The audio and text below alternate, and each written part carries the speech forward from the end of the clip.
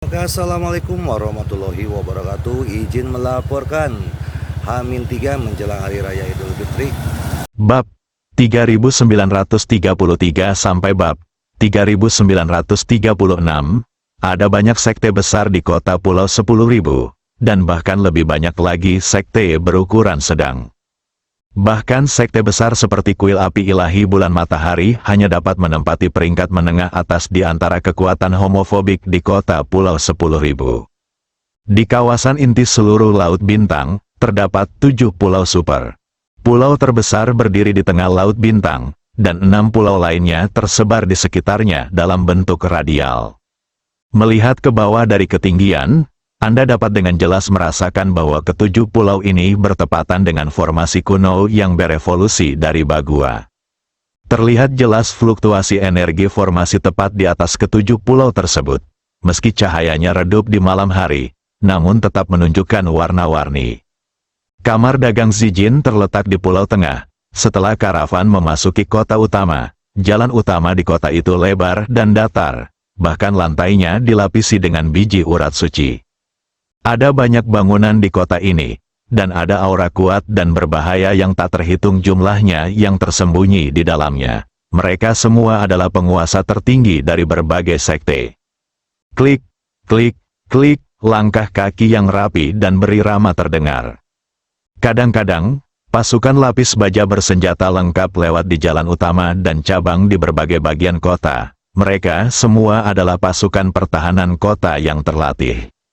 Tentara pertahanan kota sangat kuat, baik secara individu maupun kolektif. Senjata yang mereka gunakan dianggap oleh sekte biasa sebagai senjata ajaib untuk menindas agama.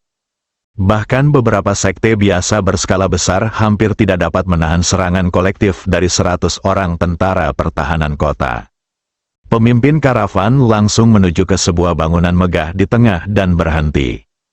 Namun bangunan di depan saya bisa dikatakan menjulang tinggi hingga ke awan. Meski sudah larut malam, namun bangunan itu masih terang benderang.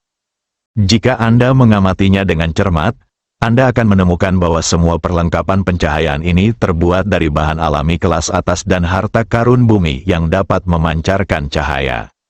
Di depan pintu masuk utama, terdapat 2 patung singa besar yang tingginya beberapa orang dan terlihat seperti aslinya. Hanya dengan melihatnya, Anda dapat mengetahui bahwa kedua patung titik ini sebenarnya terbuat dari kristal urat naga, memancarkan energi spiritual langit dan bumi yang sangat murni. Sebuah pintu tengah yang terbuat dari meteorit ungu emas berdiri di depan Anda, dengan sebuah plakat sederhana tergantung di atas tengahnya. Plakat tersebut diukir dengan 4 karakter dalam naskah segel, Kamar Dagang Zijin. "Kami di sini," kata pemimpin karavan dengan sungguh-sungguh. Sebelum dia selesai berbicara, pintu ungu emas perlahan terbuka, dan beberapa orang keluar. Mereka adalah orang-orang dari Kamar Dagang Zijin, yang keluar untuk membantu menurunkan barang. Namun, meskipun orang-orang ini mengenakan pakaian biasa, kekuatan mereka sangat menakutkan, dan bahkan orang kuat dari sekte besar tidak berani meremehkan mereka. Orang-orang ini adalah rekanan kamar dagang dan penjaga kamar dagang. "Saya ingin membantu Anda mengantar saya sepanjang jalan. Ayo pergi ke kamar dagang untuk melakukan perbaikan dulu. Perjamuan dan hadiahnya sudah siap, jadi saya tidak akan menemani Anda." Pemimpin karavan berkata kepada banyak orang-orang kuat dari sekte besar. Penjaga pendamping ini semuanya berasal dari berbagai sekte besar. Mereka sudah lama mengetahui aturan kamar dagang Zijin. Jadi tentu saja mereka tidak banyak bicara. Langsung menuju kamar dagang untuk menikmati makanan dan minuman serta menerima hadiah. Adapun pemimpin karavan, dia langsung pergi ke aula utama kamar dagang Zijin untuk melaporkan situasi yang dia temui di lembah pemakaman naga. Kota Wandao adalah cabang kedua kamar dagang Zijin, dan presiden cabang berasal dari sekolah yang sama dengan presiden umum kamar dagang Zijin. Setelah penjaga menyampaikan pesan tersebut, pemimpin karavan berhasil memasuki aula utama, di mana seorang lelaki tua berambut putih dan berjanggut duduk di kursi naga emas. "Saya telah bertemu dengan Presiden Huang Fu." Pemimpin karavan itu berlutut di tanah dan berkata dengan nada yang sangat hormat. Huang Fu Hongsheng mengangguk sedikit dan berkata dengan suara yang dalam, "Anda telah bekerja keras selama ini. Tetua Agung, bangunlah." Tetua Agung perlahan berdiri dan berkata dengan hormat, "Presiden Huang Fu, saya melihat sesuatu yang aneh ketika melewati pemakaman Naga Valley. Saya ingin mengucapkan terima kasih yang tulus kepada Anda. Anda melaporkan." Kemudian Sesepuh Agung menceritakan keseluruhan kisah tentang penglihatan langit dan bumi. Mata Huang Fu Hongsheng berbinar setelah mendengar ini, dan dia segera mengambil keputusan. "Saya merasa perlu untuk pergi dan menyelidikinya, untuk memastikan tidak ada yang terlewat. Saya akan mengirimkan beberapa ahli lagi untuk membantu. Anda telah melakukan perjalanan jauh dan Anda seharusnya diizinkan untuk beristirahat sebentar. Waktu. Tetapi masalah ini sangat penting. Jika Anda tidak memiliki siapapun yang perlu dikhawatirkan, silakan bekerja lebih keras," kata Huang Fu Hongsheng nada yang sangat serius. Setelah mendengarkan laporan Tetua Agung, Huang Fu Hongsheng menjadi lebih berpengetahuan dan berspekulasi bahwa kemungkinan besar kemunculan material surgawi dan harta duniawi terbaiklah yang menyebabkan fenomena aneh di dunia. Meskipun lembah pemakaman naga dulunya dianggap sebagai tempat terpencil, kini tampaknya menjadi bias. Tetua Agung tidak menolak dan berkata langsung, "Ini bukan kerja keras. Jangan khawatir, Presiden Huang Fu. Saya berjanji untuk menyelesaikan tugas ini." "Baiklah, bagus sekali. Saya mengagumi karakter tegas dan tegas dari Tetua Agung." Huang Fu Hongsheng berhenti sejenak, melanjutkan, "Untuk menghindari malam yang panjang dan banyak mimpi, Tetua Agung akan mengantar orang ke sana di Yulei Yunzu. Saat ini, saya akan mengirimkan beberapa ahli top lagi di kamar dagang. Ada ruang untuk kesalahan dalam penyelidikan ini." "Ikuti perintahmu," Tetua Agung itu berkata dengan sungguh-sungguh. Sesaat kemudian, Huang Fu Hongsheng memanggil para ahli di kamar dagang dan mengirimkan 17 ahli terkemuka untuk membantu Tetua Agung dalam menjelajahi lembah pemakaman naga. Terlebih lagi, setiap orang kuat dibekali dengan senjata sakti yang tiada taraf, yang secara langsung menyebabkan efektivitas tempur tim eksplorasi ini kembali meroket. Melihat orang-orang di depannya ini, Tetua Agung terkejut. Dia tidak menyangka Huang Fu Hongsheng akan mengirimkan barisan yang begitu kuat. Yang terlemah di sini mungkin bisa menyaingi penguasa Istana Api Ilahi Matahari dan Bulan. Tetua Agung itu diam-diam menghela nafas. Dia telah berdiskusi dengan dua penguasa Istana Api Ilahi Matahari dan Bulan sebelum dia sampai pada kesimpulan. Bukankah terlalu merepotkan mengirim tim yang terdiri dari 17 pemimpin sekte besar untuk menjelajahi lembah pemakaman naga? "Tetua Agung, saya masih mengatakan hal yang sama. Investigasi ini harus mengungkap keseluruhan cerita. Jika ada halangan, bunuh mereka tanpa ampun." Nada suara Huang Fu Hongsheng tidak meninggalkan keraguan. Tetua Agung memberikan jaminan lain, dan dia sepertinya mengerti mengapa Huang Fu Hongsheng mengirim begitu banyak orang kuat. Bagaimanapun, fenomena langit dan bumi kemungkinan besar akan menarik banyak ahli, dan terdapat juga kamar dagang Tai di kawasan tersebut, sehingga kemungkinan terjadinya konflik sangat tinggi. "Ayo pergi, mengikuti perintah Huang Fu Hongsheng." Tetua Agung dan yang lainnya menaiki Yunzu satu demi satu. Sesaat kemudian, Thunder Cloudbot dimulai dengan ledakan, membubung ke langit dengan kecepatan kilat, dan kemudian menghilang ke langit malam. Presiden Huang Fu terlalu berhati-hati. Dengan kekuatan tim kita, mengapa kita harus bersikap rendah hati? Saya juga merasa ini agak terlalu berlebihan.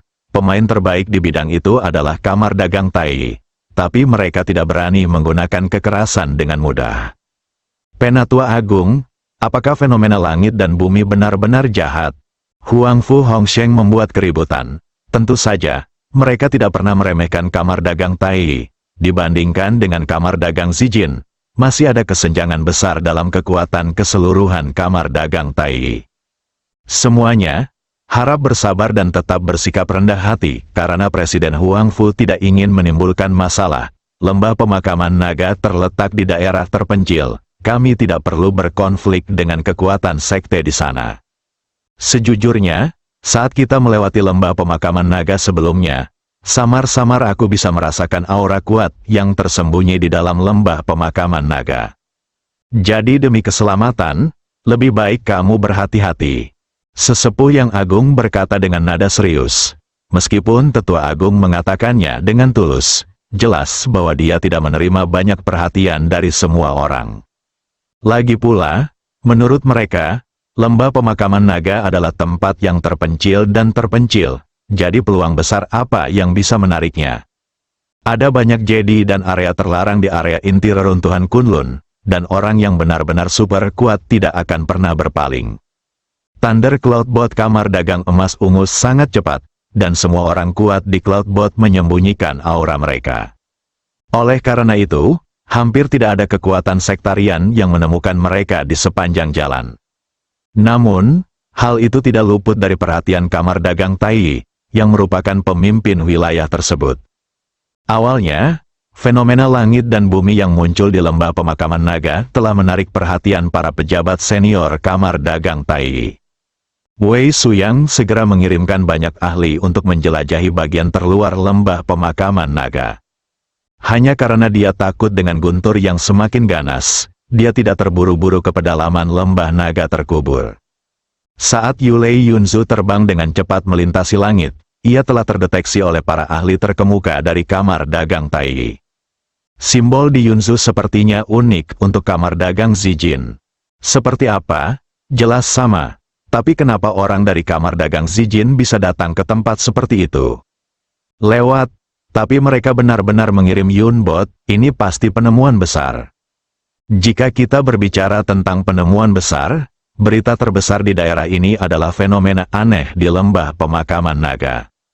Semua orang mulai berbicara dan melaporkan ke Wei Suyang segera. Wei Suyang mengerutkan kening dalam-dalam setelah mendengar berita itu, memikirkan bagaimana menanggapinya. Meskipun dia juga sangat penasaran mengapa orang-orang dari kamar dagang Zijin muncul di lembah pemakaman naga, dia tidak berani mengirim siapapun untuk memantau mereka. Kamar dagang Zijin sangat kuat, apalagi menurut laporan, Cloudbot kemungkinan besar berasal dari cabang kota Pulau 10.000. Faksi kota Wandao menempati peringkat kedua di seluruh kamar dagang Zijin, dan kekuatan keseluruhannya tidak sedikit lebih kuat dari cabang kami sendiri. Pelacakan yang terburu-buru dan diam-diam kemungkinan besar akan menimbulkan konflik antara kedua pihak, yang akan sulit untuk ditangani. Bagaimanapun, kamar dagang Zijin bukanlah sesuatu yang bisa disinggung olehnya, Presiden Cabang Kamar Dagang Tai. Apa sebenarnya yang mereka temukan? Apakah ini benar-benar berhubungan langsung dengan fenomena langit dan bumi di lembah pemakaman naga? Wei Suyang bingung. Pada saat yang sama, guntur di langit di atas area inti lembah pemakaman naga menjadi semakin gelisah. Khususnya, guntur langit berwarna campuran semakin sering muncul. Seluruh kehampaan telah menjadi surga guntur dan kilat yang bersilangan seperti akhir dunia, yang menakutkan. Ye Junlin terus menyempurnakan senjata ajaib, menjadi semakin akrab dengan langkah-langkah penempaan, dan efisiensi penempaan semakin tinggi. Misalnya, pada awalnya, pemakaman naga dan tebasan guntur hanya dapat ditempa secara terpisah, tetapi sekarang dua senjata terbaik yang tiada taranya dapat ditempa pada saat yang bersamaan. Misalnya, saat ini, Ye Junlin menempa tombak dan panah sekaligus. Melihat selesainya karya kebanggaannya satu demi satu, suasana hati Ye Junlin menjadi semakin gembira. Ledakan, petir dan guntur di langit menjadi semakin ganas, dan penempaan senjata tiada taraf yang terus-menerus mengubah kedamaian energi lembah pemakaman naga. Jika bukan karena tingkat kultivasi Ye Junlin yang jauh di luar kendali guntur langit dan urat bumi, guntur langit akan menghantam kepalanya dengan tidak hati-hati. Murong Kingsue dan Gong Sun Yueying bahkan tidak berani mengungkapkan kemarahan mereka, karena takut secara tidak sengaja keluar dari jangkauan energi yang dikeluarkan oleh Ye Junlin. Meskipun kedua wanita itu dilindungi oleh medan energi, mereka dapat dengan jelas merasakan peningkatan tekanan dari guntur dan urat bumi di sekitarnya. Mereka yakin selama mereka meninggalkan medan energi Ye Junlin, mereka akan langsung hancur berkeping-keping. Cek, Saat guntur terus menjadi lebih kuat dan gelisah, seluruh wilayah udara di atas kolam dingin akan terkoyak oleh semua kekuatan. Terutama bagian tengahnya yang penuh dengan kemegahan, seolah-olah gerbang surgawi telah terbuka di langit, dan cahaya peri yang tak terhitung jumlahnya turun. Pemandangan seperti itu seperti mimpi, membuat orang mabuk tak terkendali. Ye Junlin, yang sedang berkonsentrasi menempa senjata ajaib yang tiada taraf, tiba-tiba berhenti sejenak, dan kemudian melihat ke arah utara dari kejauhan. Benar-benar ada orang yang tidak takut mati dan bergegas ke area inti lembah pemakaman naga, Ye Junlin bergumam pada dirinya sendiri. Di sisi lain, organisasi pemburu hadiah di luar lembah pemakaman naga masih berkeliaran, dan fenomena aneh di dunia juga menarik perhatian mereka. Hanya saja Tianlei semakin gelisah, dan para spekulator ini tidak berani terburu-buru masuk ke area inti. Pada saat ini, beberapa pemimpin organisasi pemburu hadiah merasakan fluktuasi aura yang kuat. Ada banyak orang kuat yang mendekat, cepat mundur. Tidak cocok tinggal di sini untuk waktu yang lama, cepat evakuasi. Cepat pergi dari sini, jika tidak, konsekuensinya akan menjadi bencana. Memberi perintah, dan yang lain tidak berani tinggal dan bergegas menuju mereka. Setelah beberapa saat, bagian luar lembah pemakaman naga tiba-tiba menjadi gelap, dan bahkan sinar matahari tiba-tiba terhalang oleh suatu benda besar. Itu Yunzu, apa yang terjadi di sini? Sepertinya ini adalah lencana kamar dagang Zijin. Ups. Di antara mereka ada tim yang terdiri dari 10 orang dari organisasi pemburu hadiah sebelum mereka sempat melarikan diri, dengan panik dan ketakutan di wajah mereka. Yunzu melayang di udara, dan beberapa sosok jatuh dari langit, seperti kedatangan makhluk abadi. Aura energi yang kuat membuat orang tidak bisa berhenti merasa takut. Pemimpinnya tidak lain adalah Tetua Agung Kamar Dagang Zijin. Lari, entah siapa yang berteriak di tengah kerumunan, yang lain hendak berbalik dan melarikan diri seolah-olah mereka baru bangun dari mimpi. Namun, sebelum mereka sempat melakukan gerakan apapun, mereka merasakan aura kuat datang lagi. Anggota organisasi pemburu hadiah ini merasa kaki mereka dipenuhi timah, dan mereka hampir tidak bisa bergerak. Kamu tidak bisa melarikan diri, jawab pertanyaanku dengan patuh. Senior, jika Anda memiliki pertanyaan, tanyakan saja, kami pasti akan memberitahu Anda semua yang kami tahu. Ya, senior, saya hanya meminta Anda untuk membiarkan kami hidup. Kami semua bersedia bekerja sama. Organisasi pemburu hadiah bergegas mengutarakan pendapatnya. Ketulusan, mereka semua berlutut dan memohon jalan keluar. Penatua Agung berkata tanpa komitmen, maka itu tergantung pada apakah rahasia Anda memiliki bobot. Anda adalah sekelompok sampah dari organisasi pemburu hadiah. Anda tidak layak untuk menegosiasikan persyaratan dengan Penatua Agung. Adalah sekelompok rakyat jelata. Kamu melebih-lebihkan kemampuanmu, dan kamu berani membuat kesepakatan ketika kamu akan mati. Berhenti bicara omong kosong dan jawab aku, apa yang terjadi di area ini baru-baru ini. Orang-orang kuat Zijin lainnya Kamar Dagang memandang dengan jijik. Di mata mereka, hadiah ini para anggota organisasi pemburu emas hanyalah sekelompok semut. Lembah naga pemakaman dikelilingi oleh lebih dari 100 sekte yang dipimpin oleh Istana Api Ilahi Matahari dan Bulan beberapa hari yang lalu, hanya untuk membunuh bandit kejam. Dikatakan bahwa bandit kejam itu membunuh banyak orang berbakat dan berkuasa dari Istana Api Ilahi Matahari dan Bulan. Wakil Presiden Akademi Api Dewa Bulan dibunuh secara brutal olehnya. Kami juga melihat gangster itu memimpin 2 wanita ke lembah pemakaman naga dan tidak pernah keluar lagi. Guntur surgawi berkumpul di lembah pemakaman naga sebelumnya. Di area inti, kami menduga bahwa pergerakan tersebut disebabkan oleh bandit yang kejam. Namun kemudian, 2 penguasa istana dari Istana Api Ilahi Matahari dan Bulan memutuskan bahwa bandit kejam itu telah mati di bawah guntur kesengsaraan dan memang telah menghilang untuk waktu yang lama. Berita. Para anggota organisasi pemburu hadiah bergegas untuk memberitahukan informasi yang mereka ketahui. Bahkan isi dari pembicaraan tak tahu malu, Ye Junlin terungkap secara lengkap, hanya untuk menunjukkan bahwa isi balasannya memiliki nilai yang lebih tinggi. Penatua mendengarkan dengan cermat dengan mata menyipit. Ketika dia mengetahui tentang catatan Ye Junlin, seorang bandit tangguh, dia cukup terkejut. Untuk membunuh begitu banyak orang kuat dengan kekuatan satu orang, dia dianggap sebagai sosok. Mungkin penglihatan tentang langit dan bumi ini benar-benar ada hubungannya dengan dia. Penatua yang agung, bahkan jika anggota tim kita secara acak bisa melakukannya, kita tetap disebut gangster, sungguh konyol. Istana api ilahi matahari dan bulan benar-benar menjadi semakin banyak sampah seiring berkembangnya. Bagaimana kita bisa begitu ditakuti oleh satu orang? Apa yang harus kita lakukan terhadap orang-orang ini? Tetua Agung memberi isyarat kepada semua orang untuk diam, dan kemudian berkata perlahan, hanya orang mati yang dapat menyimpan rahasia. Bersambung.